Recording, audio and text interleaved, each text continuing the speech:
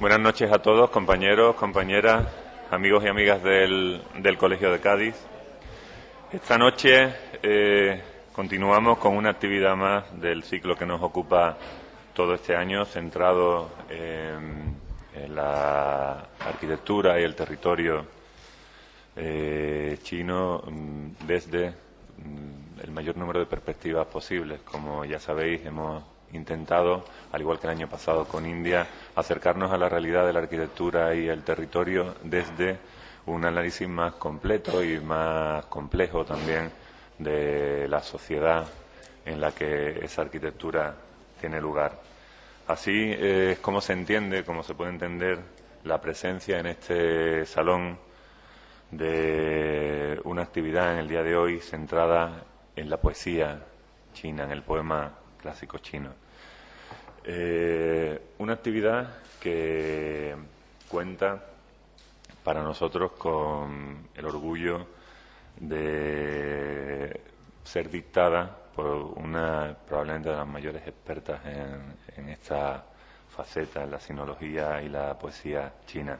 Ella es Pilar González España, a mi derecha, doctora en Filología Hispánica por la Universidad Complutense de Madrid, licenciada en Lengua, Literatura y Civilización Chinas por la Universidad Michel de Montaigne de Burdeos.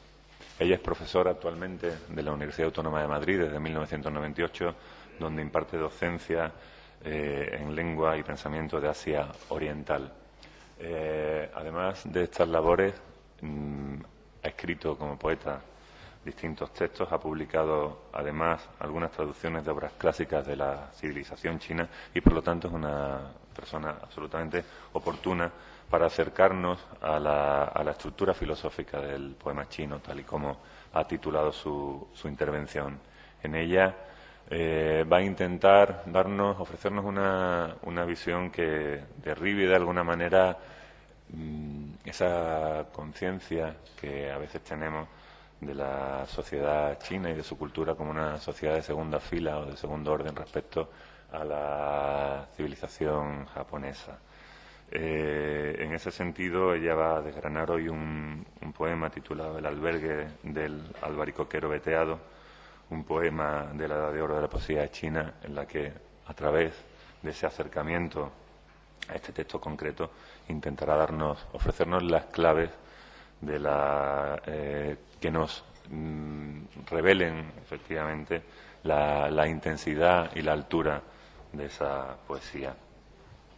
Agradecerle, por tanto, su presencia aquí con nosotros para fortalecer este ciclo de acercamiento a la cultura china y agradecer también la presencia en esta mesa, en esta actividad, colaborando con nosotros, patrocinando este acto en concreto del Grupo Torrero, un grupo industrial para la construcción, especialmente especializado en todo tipo de materias primas, pero especialmente especializado en la madera, en el perfil europeo de madera como un sector donde la intervención en los conjuntos históricos pues reclama materiales que, a la vez de la innovación que el Código Técnico exige, que los compromisos medioambientales de nuestra sociedad también hacen obligatorio, pues es necesario que todos esos materiales modernos,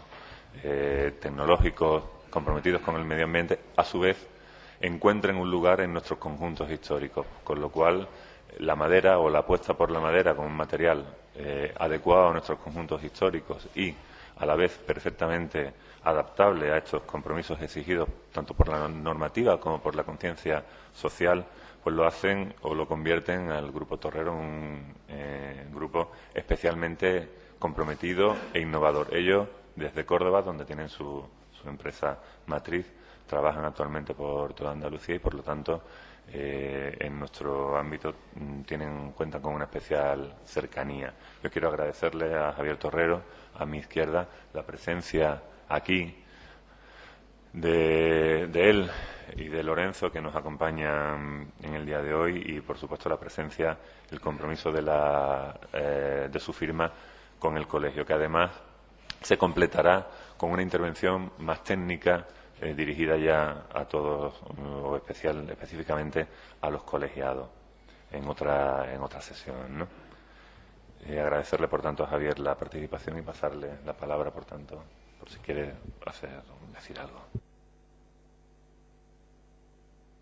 Bueno, pues buenas tardes. Simplemente desearles que pasen una buena tarde oyendo a Pilar y agradecer simplemente al Colegio de Arquitectos de Cádiz, a Ramón, a Tomás Carranza, que han estado trabajando con nosotros en la organización de este evento, y espero que, como hemos dicho, disfrutemos todos y no os entretengo más. Gracias.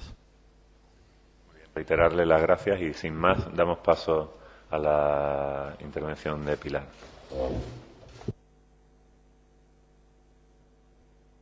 Muchísimas gracias, decano del colegio, Ramón Pico, y gracias también a Tomás Carranza por la diligencia en la coordinación y en la dirección de toda esta gestión relacionada con esta invitación para la conferencia. Gracias también a todas las personas que han participado, patrocinado, como el Grupo Torrero y en el Colegio de Arquitectos de aquí de Cádiz, y gracias también a todos ustedes. He elegido para la ocasión un poema que creo que tiene que ver con el entorno y el contexto en el que estamos.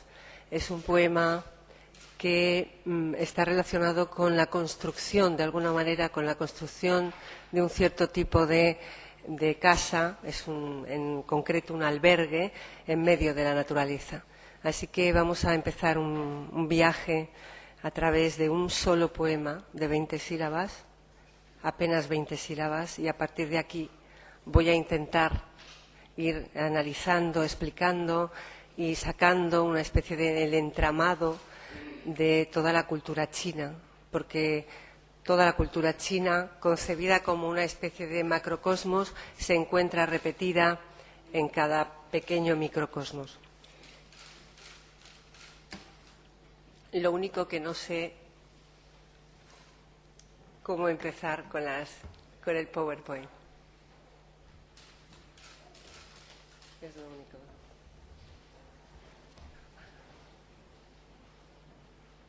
Pero es que ya.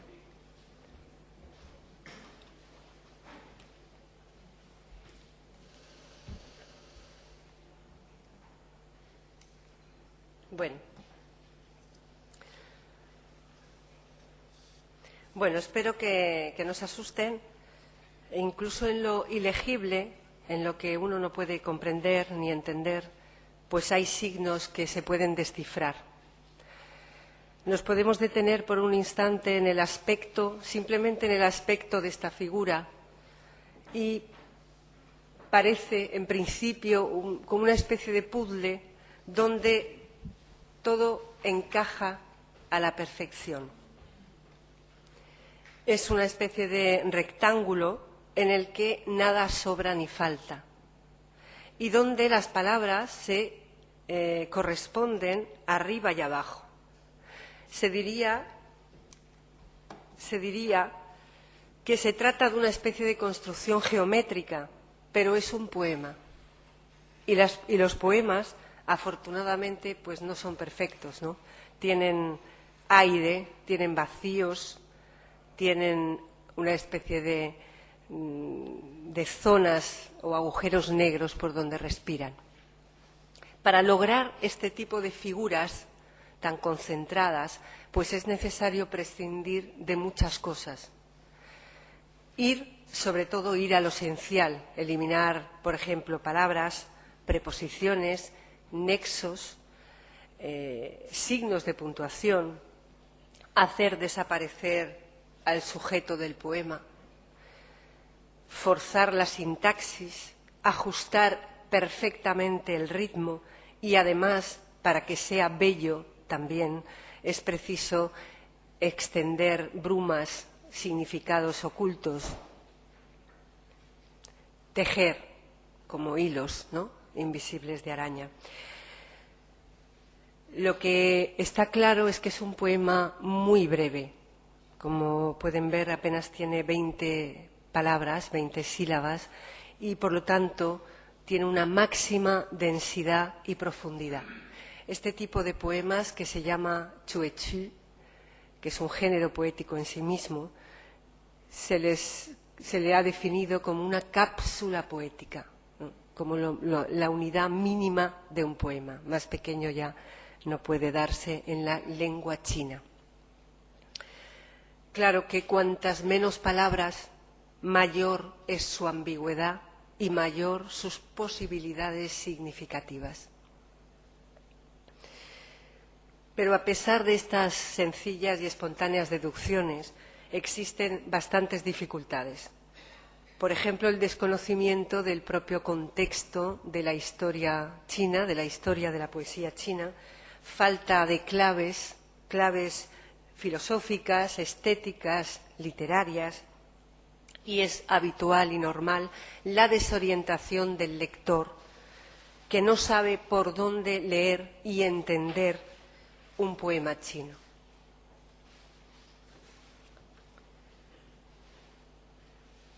No es aquí momento para esbozar estas coordenadas, porque harían falta muchos libros, mucha información, así que vamos a empezar otro tipo de viaje, analizando los mínimos signos que nos pueden resultar a nosotros significativos desde nuestro desconocimiento de la poesía china. Decir, para empezar, que hay varios tipos de escritura. En concreto, hay dos tipos de escritura en la escritura china. Está la escritura tradicional, es decir, una escritura que no está simplificada. Este poema, en esta imagen, está en la escritura simplificada, y en esta siguiente está en la escritura tradicional china. La escritura tradicional china es la que se ha escrito hasta los años 50 del siglo XX, ¿no? Y entonces, además, sigue manteniéndose en Taiwán y en algunas partes, como en Hong Kong, por ejemplo, o de chinos de ultramar. Las diferencias, por ejemplo, en este poema son mínimas. Están en amarillo o en blanco los caracteres que están simplificados, ¿no? Los simplificados están en amarillo, o sea que no todo es ilegible, digamos, pero no todos los chinos saben leer escritura tradicional o simplificada, dependiendo, ¿no? En todo el continente chino se escribe actualmente la escritura simplificada. Vamos a empezar con el título, que son 3 caracteres que corresponden a 3 palabras. La primera es veteado, la segunda es albaricoquero y la tercera albergue. Como ya todos ustedes conocen por el título en la conferencia, porque se ha explicado también en los programas y en las tarjetas de invitación, se traduce como albergue de albaricoquero veteado. En principio, uno puede preguntarse por qué se da esa importancia a las vetas, que es la primera palabra en realidad que compone el título, y a la madera de la que está construido este albergue. Estas 3 palabras, albaricoquero, veteado y albergue, parecen sumergirnos de lleno en la naturaleza, pero al mismo tiempo se refiere también a algo naturalmente humano, puesto que un albergue es una morada humana por excelencia. Y a la vez se abre la puerta a un espacio un poco misterioso con el primer término de veta o veteado, puesto que al fin y al cabo nos está aludiendo a una especie de escritura, ¿no?, de líneas, de signos que están en la propia madera, ¿no?, que dibujan la madera. Vamos a pasar al primer verso, que vuelve a repetir, como pueden ver, los 2 primeros términos, ¿no?, veteado y albaricoquero. La traducción más o menos literal sería la de albaricoquero veteado, cortado para formar el dintel. Este es el primer verso. Tenemos 4 en todo el poema. Este último carácter, liang, dintel se puede referir tanto a una construcción, digamos, horizontal, a la arquitectura horizontal de dintel, como también a la de viga, o una especie de columna. Así que ya de momento el traductor se enfrenta a esta dificultad en la interpretación de los términos. Pero la verdad es que más que el principio de un poema, a juzgar por este verso, pues parece formar parte de una especie de manual de arquitectura, porque a santo de qué tanta precisión en la construcción del albergue. El poema solo tiene, como ya hemos dicho, 4 versos y dedica todo el primer verso, el primero de ellos, es decir, el más importante, a una descripción parcial de la viga o el dintel que conforman la casa. Veamos entonces el primer carácter, wen. Ese primer carácter, esa primera palabra, es una de las palabras más importantes de la historia de la cultura china, porque significa literatura, civilización y hasta cultura en chino, esta palabra. Pero etimológicamente, en sus primeros tiempos, designaba el entrecruzamiento de las líneas y de las marcas diversas en la piel de los animales, es decir, como un significado de marca y de figuración. A partir de ahí, porque todas las palabras tienen su propia historia, después abrió su significación y se contagió de otros términos, solamente ya por un parentesco icónico de caracteres, por su parecido con el número 6 y con el número 5, como pueden ver ahí en el segundo apartado, que significaban y simbolizaban a su vez el cielo y la tierra, y a partir de ahí adquirió un valor más metafísico y simbólico. Además, hubo un rey que fue el rey que fundó la cultura china, el rey Wen Huan, que es el tercer apartado que tenemos aquí en la diapositiva, que fue un rey de mucho prestigio por su buen hacer, su buen gobierno y porque además participó en los principios de la cultura china, puesto que inició el libro de los cambios o el libro de las mutaciones, que algunos de ustedes seguramente conocen, y que él participó en la construcción y en la creación de esos signos o esos hexagramas que conforman el libro. Pues bien, todo esto, todas estas significaciones, hay que incluirlas en nuestra primera palabra del poema. Aunque aquí efectivamente significa veteado, pero esa veta es una marca, una escritura que está en la propia naturaleza y que tiene que ver, tiene ciertas resonancias, ciertos ecos filosóficos con los que hay que contar, que luego, bueno, seguidamente veremos cuando avancemos con el poema.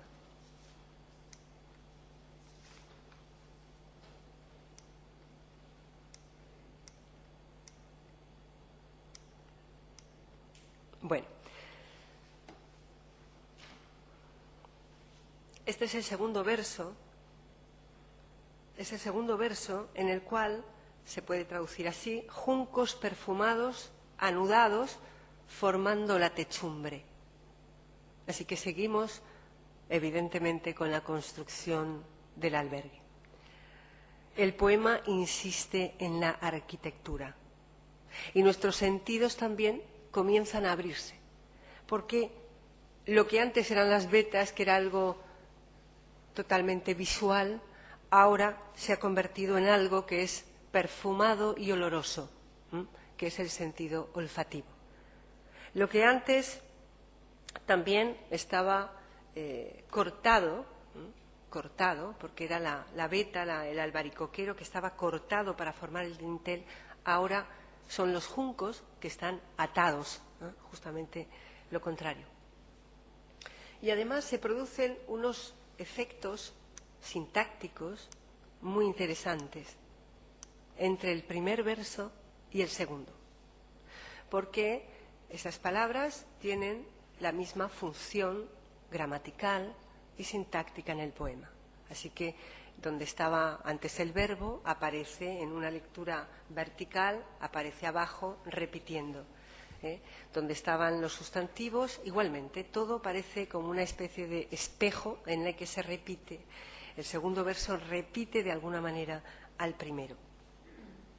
Además, es interesante también una mirada que en el primer verso especialmente, una mirada que se abre desde lo que es veteado, es decir, estamos viendo en primer plano una especie de veta o de línea en la madera, y se va abriendo una especie de, desde un zoom muy concreto, se va abriendo el plano hasta ver el dintel o la viga.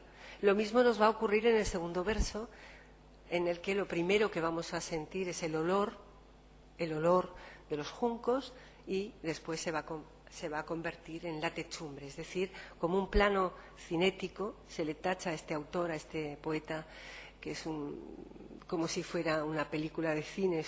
Sus poemas se pueden visualizar perfectamente y van abriendo, como en una técnica de zoom, hacia planos generales, desde planos muy concretos y muy pequeños. Así que lo que antes era visual, ahora es olfativo. Lo que antes era una unidad, un albaricoquero, ahora es pues una multiplicidad, un montón de juncos. Lo que antes estaba cortado, ahora está unido. Así que estos dos versos son paralelos, como una imagen reflejada. Así que tenemos que contar con no solo la lectura horizontal de los versos, sino también una especie de lectura vertical que nos va marcando el poeta. En general, en toda la poesía, todos los poemas se caracterizan por esa lectura simultáneamente vertical, ¿no?, a la vez que la horizontal. En cierto modo, repetir es detenerse.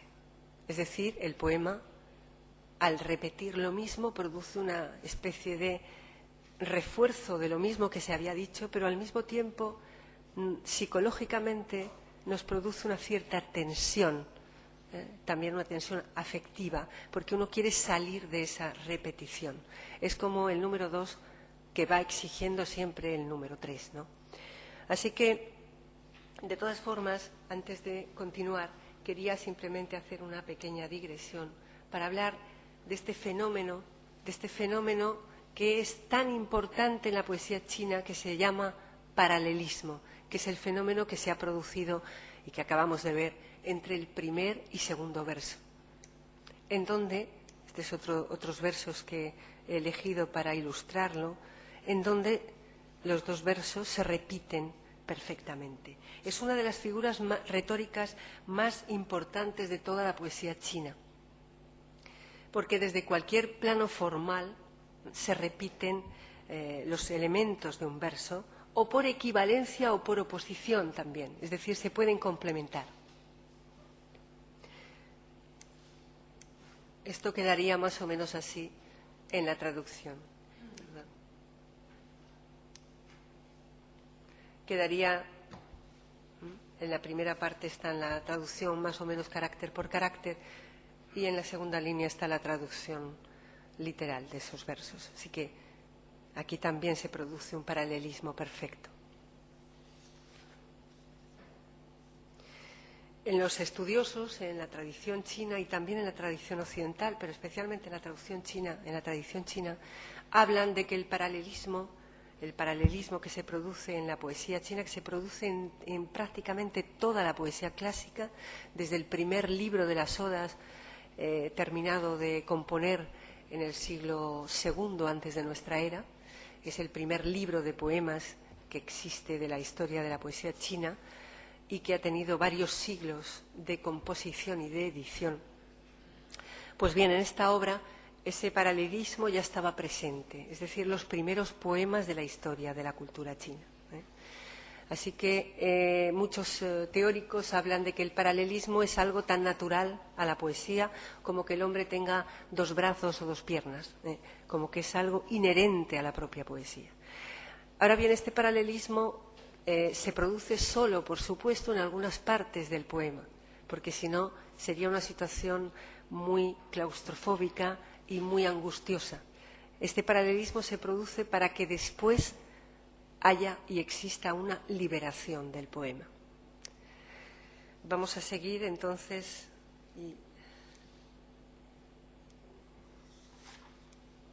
Bueno, esto es para ilustrar más, pero voy a ilustrar más el paralelismo anterior.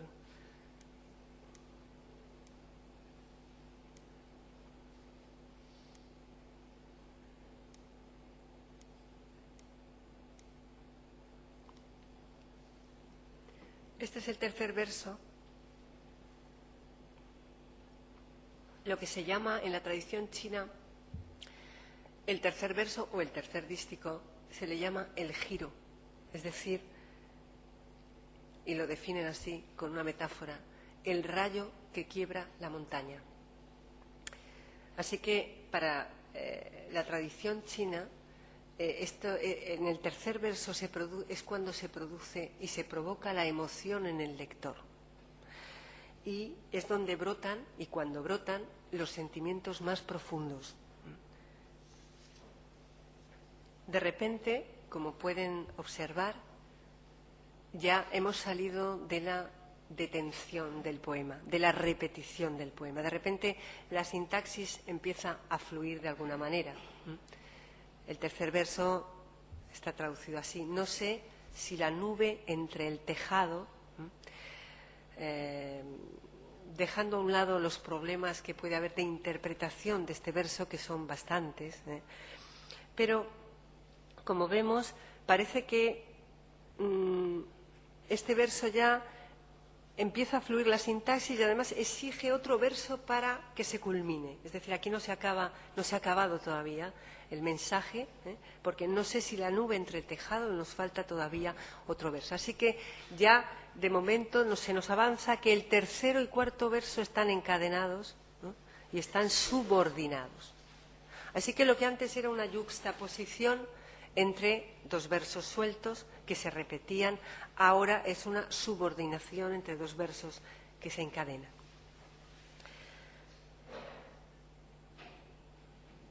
Parece que hay alguien, de repente aparece alguien en el poema, porque hay un no sé, un no saber. No se sabe quién es, puesto que, como he dicho antes, se producen elipsis de todo tipo en estos géneros de chuechi tan breves. No hay tiempo para sujetos ni para pronombres personales, así que no se sabe quién es el sujeto. En general, bueno, se interpreta que puede ser un yo, una primera persona, que está ahí como testigo contemplando ese paisaje o incluso viviendo en esa morada, en ese albergue. Así que dice, no sé si la nube entre el tejado. En principio parece que esa nube se ve como cortada a través de una de las esquinas del tejado. Vamos a ver cómo sigue para poder.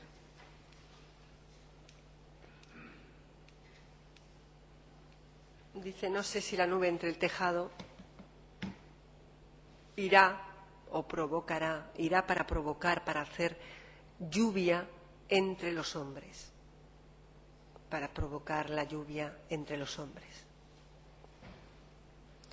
Así que parece que alguien ignora si la nube en un futuro, en su destino, derramará lluvia sobre el mundo. Gracias a esta duda, a este no sé, claro, el poema no se cierra, sino que se queda suspendido, ¿no?, para siempre. Se hace hipotético, se hace potencial, no se cumple. Y esto hace que se rompa, de alguna manera, pues esa perfecta simetría con la que hemos comenzado. Este verso se define por la tradición china, es decir, el último verso, se le define así. Dice, el último verso es como si de una alta montaña se arrojara una piedra que ya no vuelve. no el último verso de este poema, sino los últimos versos de todos los poemas. Lo vuelvo a repetir. Luego lo vamos a ver de todas maneras escrito. Dice, es como si de una alta montaña se arrojara una piedra que ya no vuelve. Así que yo pregunto, ¿no será esa piedra quizá la nube del poema que ya no volverá nunca más? Y a pesar del fluir de esta subordinación, de la entrada repentina, como ven, de preposiciones, de perífrasis verbales, de sujetos invisibles, se oculta también otras nuevas simetrías en estos dos últimos versos. Como vemos, también se vuelve a producir, a pesar de esa subordinación, se vuelve a producir el mismo fenómeno de paralelismo sintáctico, en este caso, entre el verso tercero y el verso cuarto, donde están los verbos, se repiten sustantivos, preposiciones y sustantivos. Lo único que se alternan los sujetos, ¿no? En el primero es el yo no sé, y en el segundo ya es la nube, si la nube provocará la lluvia entre los hombres.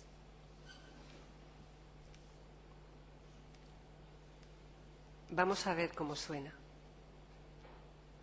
cómo es su rima. Su rima es muy suave, es una rima que acaba en los segundos y cuartos versos. Normalmente se produce así, en este tipo de versos, segundo y cuarto verso. Y como ven, es un sonido muy suave, muy fino. Voy a leerlo. Wen xin cai wei liang, xiang mao jie wei yu, bu zhi dong li yun, qu zuo ren jian yu.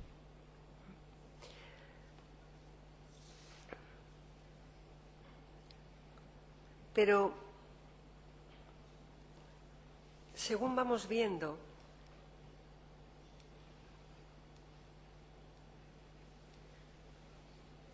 bien, esto simplemente era para ilustrar los aspectos tonales de la poesía china.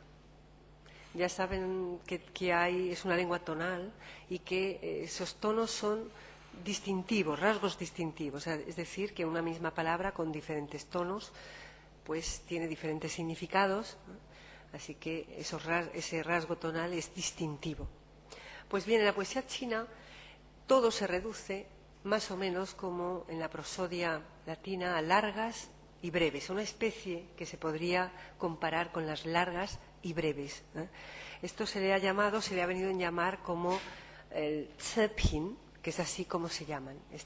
Son tonos. Es como reducir los tonos de todas las palabras, que en general actualmente la lengua china cuenta con 4 tonos, pero antiguamente contaba con muchos más, pero se reducían a 2 a la hora de su cómputo en el poema. Y también en estos aspectos se producía y se produce el paralelismo. Así que no solamente el paralelismo es una figura que se da desde un punto de vista sintáctico, léxico, sino que también se da desde un aspecto tonal. Esto tiene que ver con lo que ya conocemos, con los aspectos filosóficos de la poesía y de la historia de la filosofía china, que es el yin y el yang.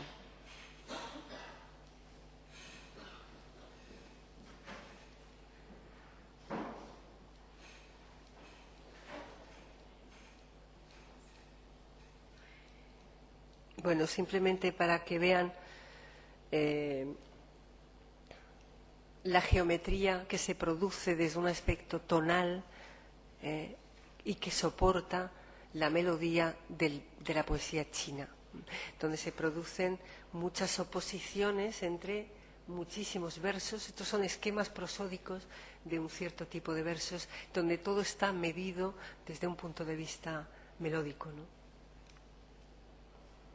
Bueno, vamos a recapitular un poco en el poema en cuestión, y vamos a recapitular introduciendo ya algunos conceptos filosóficos importantes. El primer verso que teníamos era, si recuerdan, un árbol cortado que se transforma en un dintel. Esto hace pensar en el corte, en la partición, en la división de una unidad. Es así como empieza el famoso libro del Tao Te Ching de Lao Tzu, el padre del taoísmo chino. Empieza con estas palabras, no un árbol cortado, pero sí dice que el Tao engendra el uno engendra el dos, estoy traduciendo ahora este texto, el dos engendra el tres y el tres engendra las 10.000 cosas. Es decir, esta es la primera metafísica china. Así que si el árbol ha sido cortado, el árbol que ha sido cortado,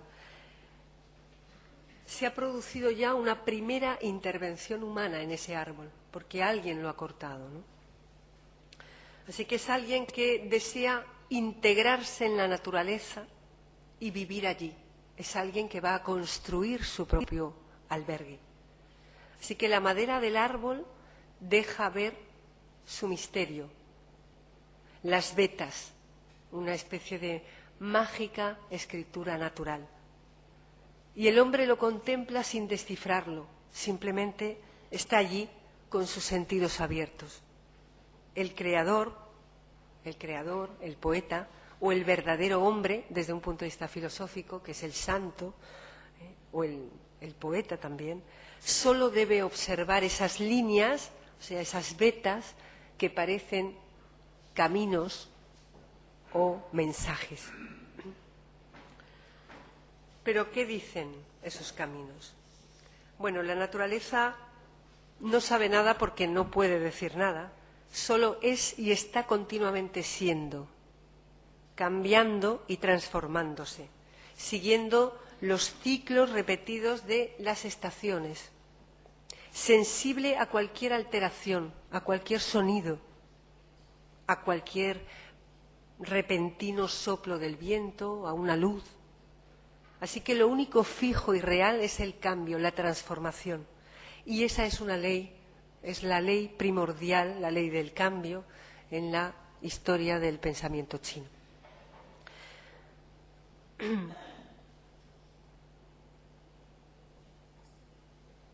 Y si la unidad puede dividirse, lo múltiple puede reunirse. Lo múltiple, que dice Lao Tzu, que son las 10.000 cosas, ¿no?, que es ya toda la multiplicidad del mundo manifestado, es una forma simbólica, cifrada, de volver a la unidad, porque, como ya saben, en numerología simbólica, los números, las cifras se suman.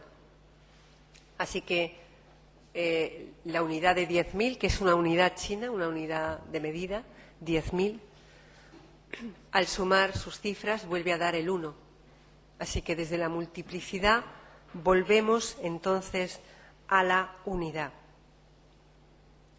Al igual que en el primer verso, este acto lo ejecuta un hombre también, la atadura de los juncos, que interviene sin violencia, porque construye una cabaña que en el fondo devuelve a la naturaleza su propia naturaleza, porque esa cabaña, ese albergue, está hecho de juncos, de madera, de albaricoquero, veteado. Así que este es el destino de toda cosa. Hasta aquí, pasado y presente van de la mano, porque no hay tiempos tampoco. Hemos hablado de la construcción de un albergue, no sabemos cuándo ocurrió, ni cuándo fue. Estamos suspendidos, ¿no?, en lo atemporal. La cabaña simplemente nos habla de cómo ha sido construida, y el hombre de lo que ve y de lo que huele, pero no hay más información. Y los dos últimos versos, sin embargo, alguien ignora el destino de una nube. Así que estos dos versos se proyectan hacia un futuro incierto, claro, incierto para siempre, porque no se sabe si la nube provocará la lluvia. Así que, así, pasado, presente y futuro, las tres categorías mayúsculas del tiempo, pues se reúnen en este cuerpo del poema.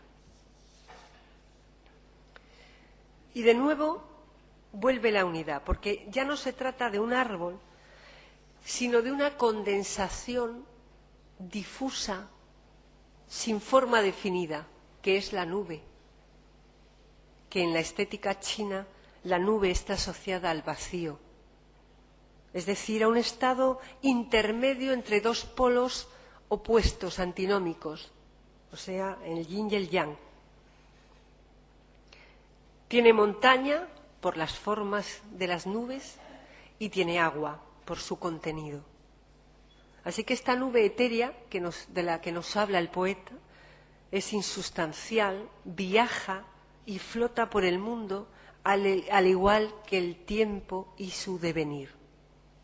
Y la nube, como ya saben, es símbolo de metamorfosis en todas las culturas, también en la nuestra. La nube, estas son palabras de, no sé si lo tengo aquí, sí, del diccionario de símbolos, magnífico diccionario de símbolos de Chevalier. Se dice, por ejemplo, que la nube indica la transformación que el sabio, santo poeta debe sufrir para aniquilarse. Así que las nubes que se disuelven son símbolo del sacrificio que el sabio debe consentir, renunciando a su ser perecedero para conquistar la eternidad. Así que son como una metáfora del creador o del santo que se entrega y que se sacrifica y que se transforma, por lo tanto. Así que ahora es posible que comience a llover, es decir, que la unidad, convertida en infinitas gotas, vuelva a dispensarnos. Así que de repente es posible que el poema pueda llovernos y que el autor de estas palabras pueda conseguir conquistar una cierta eternidad.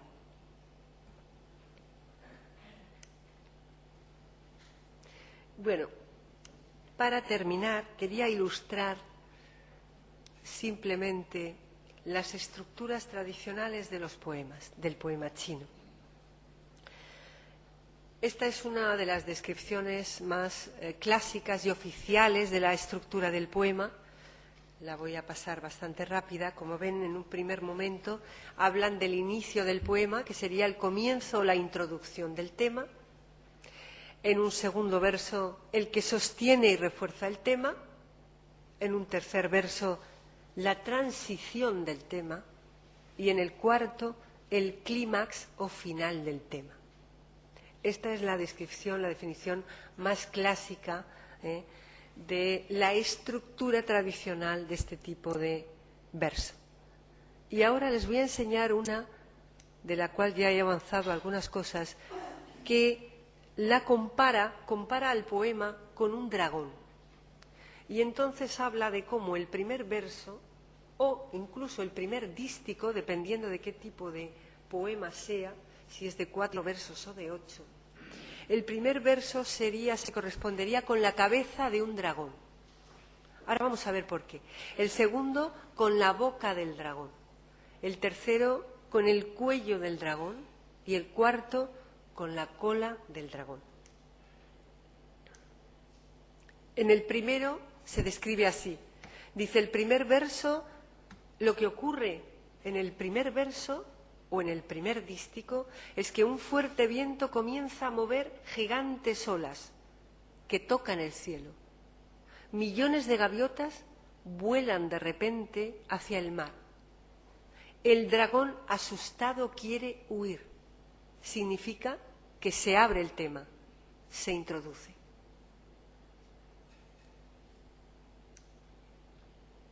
Esto se correspondería con el primer verso que hemos visto. Un albaricoquero veteado, partido, forma el dintel. El segundo verso sería como la perla que está en la boca del dragón. Quiere decir que una vez que se tiene el tema, no hay que dejarlo escapar. Esto correspondería con nuestro segundo verso. Es decir, un montón de juncos perfumados, anudados, forman la techumbre. El tercero, que ya lo mencioné anteriormente, el rayo quiebra la montaña y la gente se asusta, se emociona. Brotan los sentimientos más profundos. Entonces los espíritus y los dioses se emocionan, pueden llorar. Es el momento de inflexión, donde el poema nos debe provocar la emoción y los sentimientos. Esto se correspondería con ignoro si esa nube por el tejado entrecortada. Y por último, parece como si de una alta montaña se arrojara una piedra que ya no vuelve, que se correspondería con se irá para derramar su lluvia entre los hombres. Bueno, ahora sí, vamos a volver al poema entero, vamos a leerlo, vamos a ir a la estantería de donde saqué este poema, al libro que abrí. En la portada figura el nombre del poeta, es Wang Wei, un poeta del siglo VIII de la dinastía Tang, de la edad de oro de la poesía china. Wang Wei era pintor y poeta. Era experto en este tipo de poesía breve, de 4 versos, con apenas 20 palabras para hablar de todo un mundo. Compró una casa de campo que había pertenecido a otro poeta, posiblemente el albergue de este poema. En este lugar, Lantien, fue un lugar que amó, pintó y describió. Mandó construir allí un templo budista e hizo venir a 7 monjes zen de la escuela Chan. Adoptó además un nombre budista, se hizo llamar Vimalakirti. Buscaba la iluminación, pero afortunadamente solo logró estados intermedios. Y digo afortunadamente porque gracias a eso también pudo transmitir, escribir todo lo que produjo, que fue bastante. También amaba el mundo y trabajaba como poeta letrado de la corte. Amaba la sociedad e intentaba reformarla. Compaginó todo lo que pudo los opuestos, los contrarios, y fue sutil hasta su muerte. Vamos a leer el poema.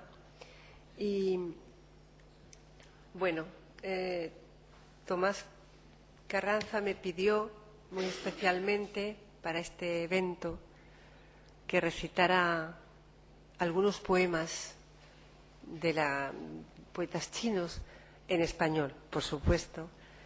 Y bueno, después de esta pequeña breve ponencia, pues si ustedes me lo permiten, voy a recitar unos cuantos poemas chinos que están dentro. Este poema está dentro de una secuencia de 20 poemas muy cortos y voy a leer esos 20 poemas para que tengamos una impresión global de la poesía de Wang Wei y de esta historia. Muchas gracias.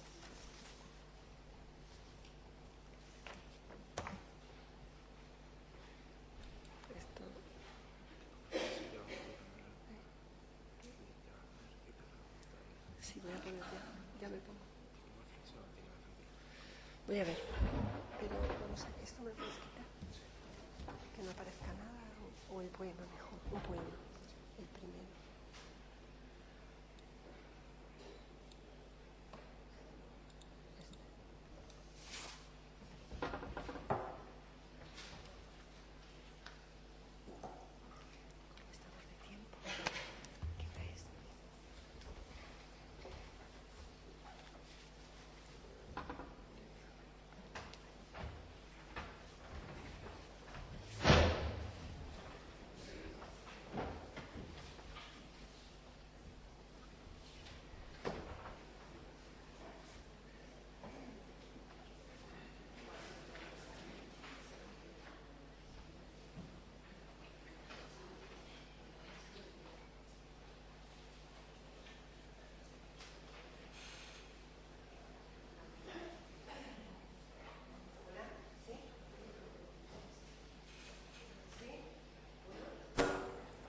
¿Sí?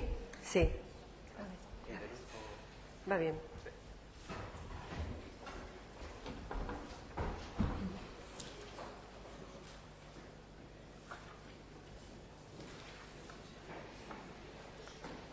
El libro entero se llama Poemas del río Wang.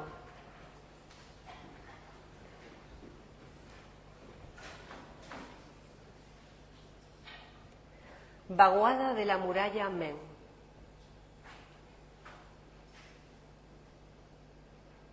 Nueva casa cerca de los muros de Meng. Viejos árboles, algunos sauces mortecinos.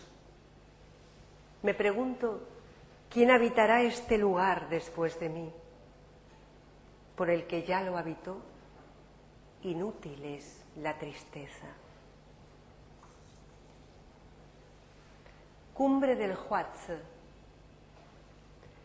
Pájaros, pájaros en el espacio eterno. Montañas y montañas. Otra vez el otoño y sus colores. Subo, bajo desde la cumbre del Huazi. Pero ¿dónde el fin de esta tristísima tristeza? Albergue del albaricoquero veteado. Un albaricoquero veteado, partido, forma el dintel. Un montón de juncos perfumados, anudados, forman la techumbre. Ignoro si esa nube por el tejado entrecortada se irá para derramar su lluvia entre los hombres. Monte de bambúes. Altos bambúes se miran en las aguas sinuosas. Verdes esmeraldas irisean sobre las ondas del río. Y yo, secretamente oculto, penetro por un sendero del monte Shan que ni siquiera los leñadores conocen.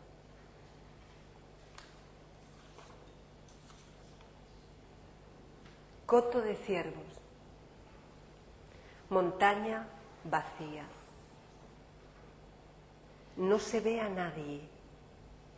Solo se oyen ecos, voces. La luz de la tarde penetra en el bosque. Se ilumina otra vez el musgo verde.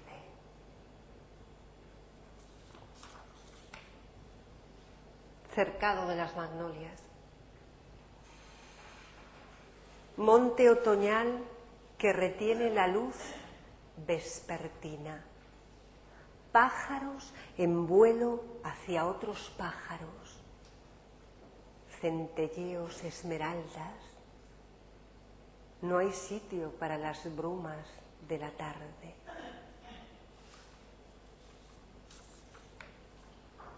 Orilla de los cornejos. Dando frutos ya rojos, ya verdes, como flores que se abrieran más aún. Para aquel que permanezca en la montaña, esta copa de vino de cornejo. Vereda de las Sóforas. El sendero está cubierto por las sombras de las sóforas. Húmedo y secreto, por doquier, el musgo verde. Alguien barre la entrada en señal de bienvenida, por si llega el monje de las montañas. Pabellón sobre el lago. Una pequeña barca recibe a mi honorable huésped. Por el lago se va acercando desde lejos, ya en la terraza, frente a una jarra de vino, y las flores de loto abriéndose por doquier. Otero del Sur. Pequeña barca que nos lleva hacia el sur, hacia el Otero. Vastísima extensión de agua. Qué difícil llegar al Otero del Norte. Se divisan casas, hombres, en aquella remota orilla, tan lejanos todos que no nos reconocemos. Lago I. Al son de la flauta llegamos a la otra orilla. Se va el sol. Le digo adiós a mi noble amigo. Otra vez sobre el lago miro hacia atrás. La montaña verde se envuelve entre nubes blancas.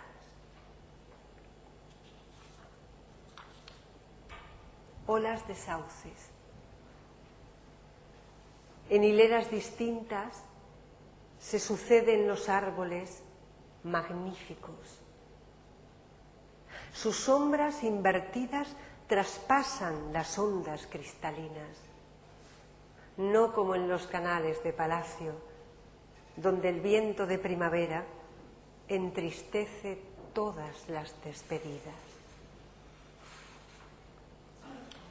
Rápidos de la casa, Luan.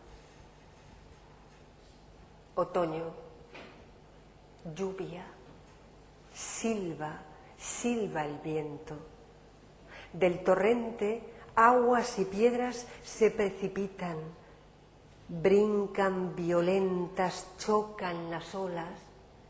Sobresaltada, una garza blanca se arroja desde lo alto. Manantial de las pepitas de oro. Si bebes cada día del manantial de las pepitas de oro, vivirás 10.000 años por lo menos. Podrás volar sobre el fénix esmeralda tirado por dragones. Oh insignias de plumas, rendid homenaje al emperador de jade. Playa de las Piedras Blancas. Aguas claras, sin hondura, en el río de las Piedras Blancas. Cañas verdes que se inclinan y se ofrecen. Los que viven a una y otra orilla del río lavan la seda bajo la luz brillante de la luna. Otero del Norte. Al norte del lago, el Otero del Norte. Una balaustrada rojiza brilla entre infinitos árboles.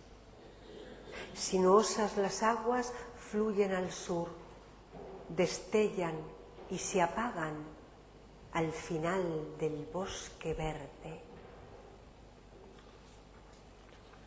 Albergue entre bambúes. Solo, solo, sentado entre secretos bambúes, toco el laúd, de nuevo silbo sin parar. Profundidad del bosque que los hombres desconocen, la luna me ilumina contemplándola. Taluz de las magnolias. En los extremos de las ramas, los hibiscos, mostrando sus rojos pétalos a la montaña. Cerca del torrente, en el hostal tranquilo y solitario, todos son flores abiertas y caídas. Parque de los Ailantos. Aquel hombre no fue un funcionario arrogante. Se consideraba un inútil para los asuntos del mundo. Por suerte le dieron un puesto sin importancia. Así pudo caminar tranquilo y libre bajo los árboles. Parque de los Pimenteros.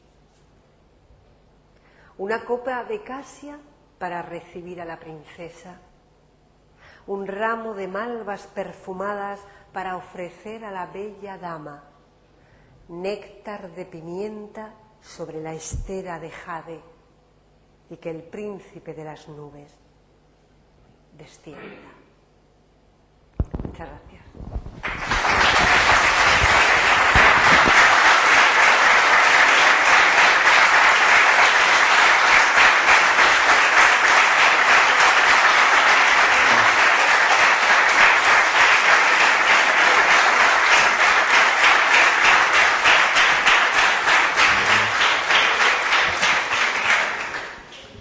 Agradecerle a Pilar esta magnífica conferencia, ponencia, como ella la ha llamado, y el recital final de poesía, que, bueno, yo creo que ha sido un final de lo más afortunado, sobre todo porque nos ha hecho comprender, entender toda esa sofisticación que, como les decía al principio, pues se esconde detrás de 20 caracteres que efectivamente tienen todo un mundo, ¿no?, a sus espaldas. Tras esta emocionante exposición, nos damos paso ahora a otro acto no menos emocionante, en este caso visual, que es la inauguración de la exposición que tenemos en la sala contigua, una exposición de fotografía de Fernando Alda, fotógrafo de arquitectura especializado en fotografía de arquitectura contemporánea, de las que bueno, todos no, pero una gran parte de los miembros de la sala, de los asistentes hoy conoceréis, porque para mí y para muchos de los que aquí estamos, sin duda Fernando Alda es el mejor arquitecto que actualmente pues trabaja en nuestra región. Él es manchego de origen, pero lleva mucho tiempo afincado en Andalucía y probablemente, como digo, es una percepción personal, pero es el que mejor refleja al día de hoy la capacidad de transmisión que tiene la arquitectura actual. Fernando fue un compañero de viaje en el anterior viaje, en el viaje a India, y del material que durante esos días la compañía pues realizó, ha hecho una selección que es la que nos acompaña hoy, con un título bastante interesante: Tu alma es el mundo entero. Las fotografías están aquí al lado, Fernando también, así que les invito a todos a que tomemos una cervecita con Fernando en la exposición. Muchas gracias.